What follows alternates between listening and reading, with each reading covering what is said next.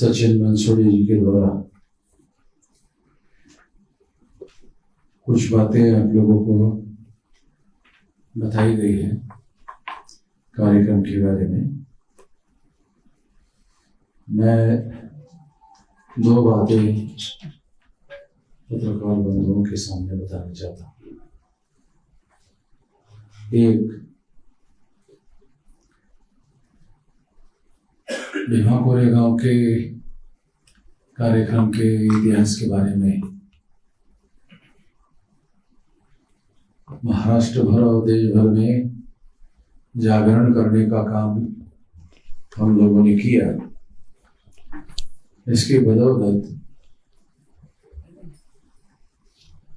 इस कार्यक्रम में हजारों की संख्या में आने वाले जो लोग थे, अभी लगभग इस साल 25 लाख के लगभग लोग आने वाले हैं। पहले इसमें केवल महाराष्ट्र के लोग आया करते थे, मगर हमने जो सारे देश भर में जागरण किया, इसकी वजह से देश भर से लोग यहाँ आने वाले हैं। तो ये एक महत्वपूर्ण डेवलपमेंट मैं खासतौर पर ये बताना चाहता हूँ कि जो लगभग 25 लाख लोग यहाँ आने वाले हैं, उसमें सारे देश भर से लोग आएंगे और स्वाभाविक रूप से महाराष्ट्र के ज़्यादा से ज़्यादा लोग रहेंगे। तो इसमें 25 लाख में 10 लाख लोग हमारे संगठित प्रयास की वजह से आएंगे, क्योंकि जो आमतौर पे जो क्राउड आता है 25 लाख लोगों का, तो उसमें 10 लाख लोग संगठित प्रयास से आ जाना चाहिए। इस तरह की तैयारी खास तौर पर इस साल हमने की। तो एक तो ये बात है। दूसरी बात मैं ये कहना चाहता हूँ कि कुछ लोग इसे केवल शौर्य दिन कहते हैं, उनको ठीक से समझदारी नहीं है। इस वजह से केवल शौर्य दिन कहते हैं। ये शौर्य दिन नहीं है, ये विजय दिन है। ये केवल शौर्य दिखाने का मुद्दा नहीं है। तो ये विजय दिन है। इस दिन हम लोगों के द्वारा विजय हासिल हुआ, तो इसलिए इसके माध्यम से पेशवाओं का पराजय हुआ। यह बात बाबा साहब अम्बेडकर ने भी अपने स्पीचेस में और अपने रिकॉर्ड में कही हुई है। और बाबा साहब अम्बेडकर ने ये बात भी कबूल की कि इसकी वजह से इस पेशवाओं के राज को समाप्त करने की वजह से एक गलत काम हुआ है, अंग्रेजों का राज आ गया। ये बाबा साहब ने कहा, तो हमें कहने के लिए कोई दिक्कत है नहीं, ये अंग्रेजों का राज आ गया। तो अंग्रेजों का राज आने से फिर लॉन्ग टर्म में बड़ा बेनिफिट हुआ कि देश में संविधान का राज आ गया और लोकतंत्र आ गया। अंग्रेजों के जाने के बाद में संविधान का राज आ गया। नहीं तो जो पेशवाओं का राज था वो तो मनुस्मृति का राज था। पेशवाओं का राज तो था, वो मनुस्मृति का राज था। तो इसको खत्म करने का मामला ये लॉन्ग टर्म में संविधान का राज स्थापित करने का कारण हुआ और देश में लोकतंत्र को भी स्थापित करने का कारण बना। तो ये इस तरह का कार्यक्रम लेने के पीछे हमारे मकसद है कि इस तरह की अंडरस्टैंडिंग जो यहाँ लोग आते हैं, उन लोगों के बीच में इस तरह की समझदारी पैदा करना हमारा मकसद है। इस तरह से इस कार्यक्रम को लेने का मकसद है। इतना ही इस मौके पर मैं कहना चाहता हूँ। बाकी आप लोगों के अगर कोई सवाल है तो आप सवाल पूछ सकते हैं, उसकी जवाब मैं आपके सामने दूंगा। सभा घेण्याला परवानगी आहे का? हाँ, सभा घेण्याला परवानगी आहे का? परवानगी आहे. परवानगी आम्हालाच मिळते, बाकी कोणाला मिळत नाही. कोणी परवानगी घेतही नाही. परवानगी आम्हीच घेतो आणि आम्हालाच मिळते. म्हणजे आमच्याजवळ रेकॉर्ड आहे त्याचा. एक तो परवानगी आम्हीच घेतो, परवानगी कोणीच घेत नाही. म्हणजे तुम्हाला माहित असावं किंवा सर्वांना माहित असावं, परवानगी कोणीच घेत नाही. आम्हीच घेतो ना आम्हालाच मिळते. त्याचं कारण आहे, ते परंपरा आहे. एकदा ते ह्या कार्यक्रमाची सुरुवात बाबासाहेबांनी केली. नंतर दुसरा मोठा कार्यक्रम जो आहे तो कांचीरामजींनी सुरू केला आणि तो सुरू केल्यानंतर मी जेव्हा माझ्या हातामध्ये मामसेची जबाबदारी आली, जेव्हा मी सुरू केलं तेव्हा मग लाखो लोक येणं सुरू झाले.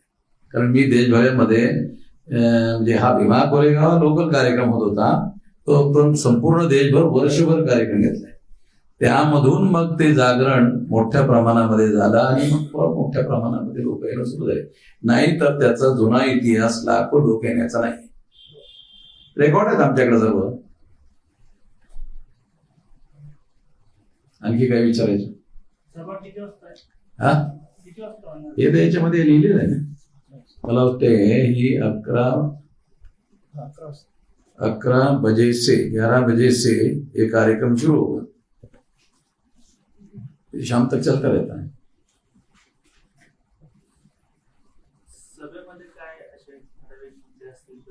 हे ठराविक मुद्दे तुम्हाला सांगितले. मी या मूळ मुद्द्यांचा प्रचार करण्यासाठी हा कार्यक्रम आहे की हे शौर्य दिन नाही, हा विजय दिन आहे. पेशव्यांचा पराजय होणे याच्याशी निगडीत जर हा मुद्दा गृहीत धरला तर तो फक्त शौर्याचा दिवस नाही आहे, तर तो या लोकांच्या विजयाचा दिवस आहे. तेव्हा विजयाची थेअरी लोकांसमोर गेली पाहिजे. फक्त शौर्य दाखवण्यासाठी हा कार्यक्रम करण्यात आला नाही. आमचे पूर्वज याच्यासाठी लढले नाहीत.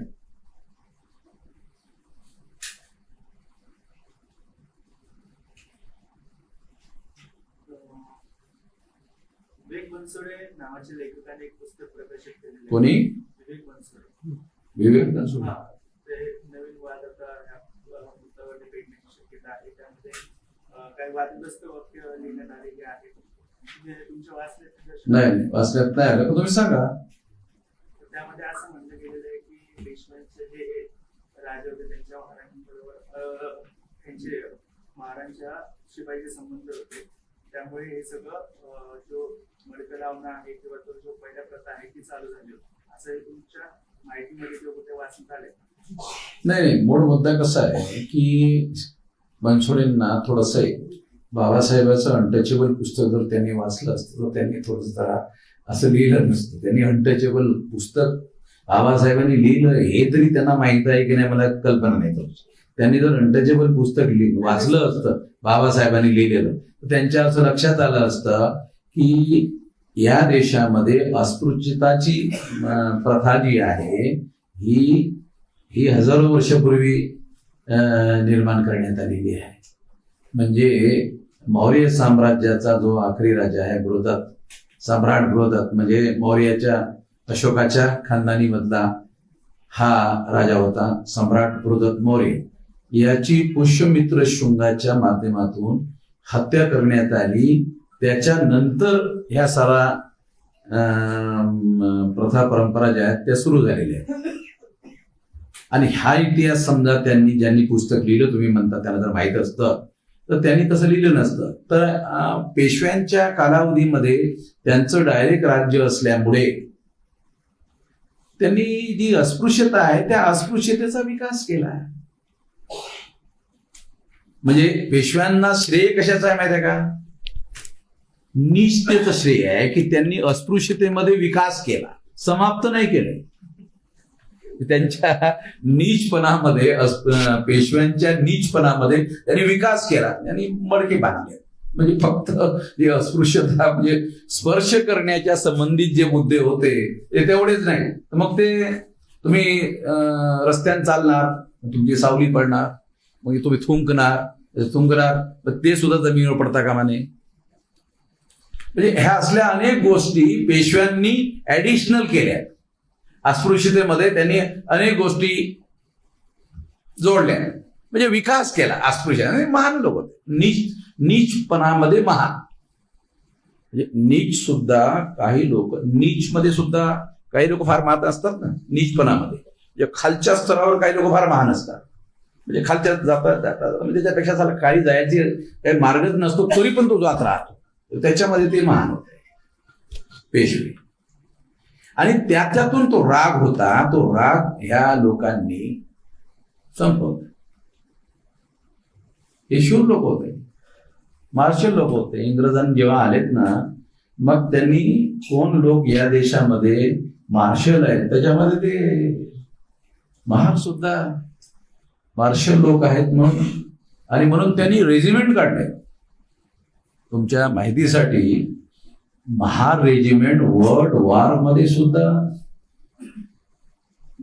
म्हणजे इंग्रजांना वर्ल्ड वॉर जिंकण्याचं जे काही श्रेय आहे त्याच्यामध्ये या महार लोकांना सुद्धा श्रेय आहे. हे केवळ एवढंच नाहीये, जगावर हिटलरचं राज्य येऊ नये किंवा अनेक वाईट गोष्टीचं राज्य येऊ नये, ह्या ज्या लढाया झाल्या त्या लढायामध्ये हे सैन्य त्याच्यात होते सहभागी. म्हणजे या लढाईमधून अनेक चांगल्या गोष्टी सुद्धा निर्माण झाल्या. एक वाईट गोष्ट निर्माण झाली, ती कुठली? इंग्रजाचं राज्य. बाबासाहेबांनी म्हटलं त्या इंग्रजाच्या राज्यामधूनच मग संविधान आलं, संविधानिक लोकशाही आली, इक्वेलिटी बिफोर लॉ, समता, स्वतंत्रता, बंधुता आणि न्यायावर आधारित समाज आणि राष्ट्र, जे बुद्ध आणि अशोकाच्या आंदोलनातून निर्माण झालं होतं, ते पुष्यमित्र शुंगाच्या माध्यमातून संपवण्यात आलं होतं. ते पुष्यमित्र शुंगाचं राज्य संपवण्यात आलं आणि त्यामधून पुन्हा नव्याने संविधान आणि समता, स्वतंत्रता, बंधुता, न्यायाच्या आधारित संविधान घोषित करण्यात आले. तेव्हा हे ह्या आंदोलनातून निर्माण झालेलं आहे. ह्या चांगल्या गोष्टी निर्माण झाल्या. आणखी कोणाला काय विचारायचं?